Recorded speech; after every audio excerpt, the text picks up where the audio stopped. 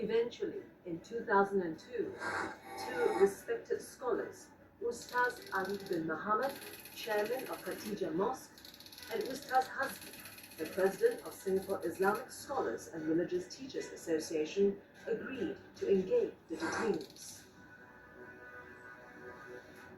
Maka kami sendiri merasakan sesuatu yang agak memeranjatkan, sesuatu yang kita merasakan bahawa ini bukan daripada ajaran agama Islam.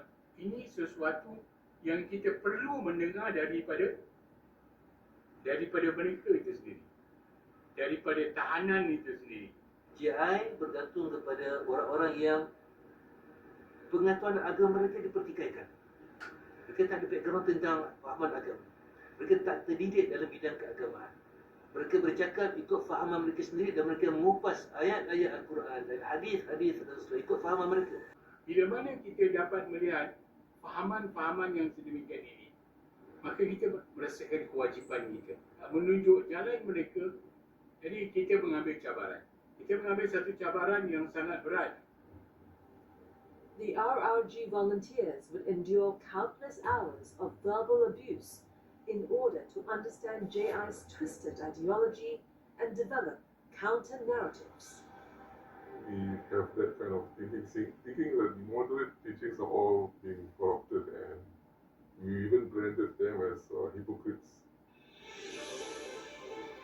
They knew they had to help indoctrinated detainees. They had to unpack how religious concepts were exploited and twisted by JI to justify their violent acts. Able to go through the details on certain phrases mentioned by the Ustad, which quoted from the Quran and the Hadith.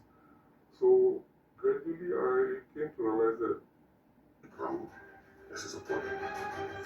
How did they manage to cripple the clandestine regional terrorist network, Jama'at Islamiyah or JI? You got to wean off the violent ideology from this person. But does that mean the end of the terror threat in Singapore? And 20 years on, is JI, the Al-Qaeda-linked terrorist group, on the cusp of revival?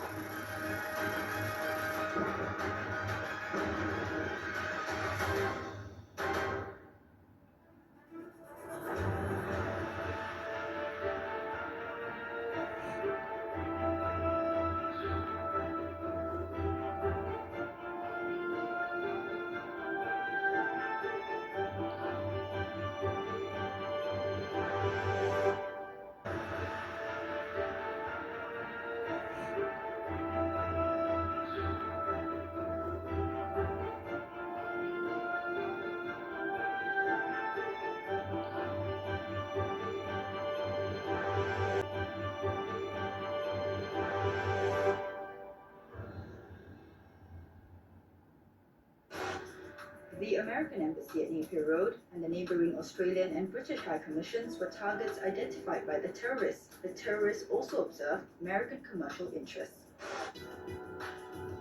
A major discovery that shook the nation and put an enormous strain on its social cohesion. On December 9, 2001, 6 Singaporean suspects were arrested in the country's first ever homegrown terror plot. And they will walk towards the MRT station. And this is one of the buses, one of the regular buses that ferry the military personnel from Sembawang to Yishun MRT station. So those personnel, after they alighted from the bus, they will move towards the MRT station. As you can see on the far left, people walking towards the station, they will walk the same way as other people. Now being zoomed in is a bicycle bay where commuters, the train commuters, park the bicycles early in the morning before they board the bus, before they board the train, and they will pick it up later in the evening after work. And there are also some motorcycles being parked there. This is the sign of Yishun MRT station, as viewed from the opposite side of the road at block 146. Block 152. This is the bicycle bay as viewed from the footpath that leads towards the MRT station. You will notice that some of the boxes that are placed on the motorcycles, these are the same type of boxes which we intend to use. Beyond those motorcycles, you can see somebody waiting or standing beside a car. That is a pickup point where those personnel will queue up to board the bus or alight from the bus. This is a taxi stand. Our bicycle can be parked there also, either bicycle or motorcycle. There is a temple with about 1.5 meter high wall.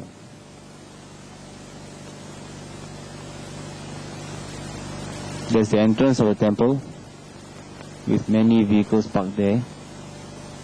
So it will not be suspicious to have a motorcycle or a bicycle there. The pillars of the MRT tracks are very, very solid.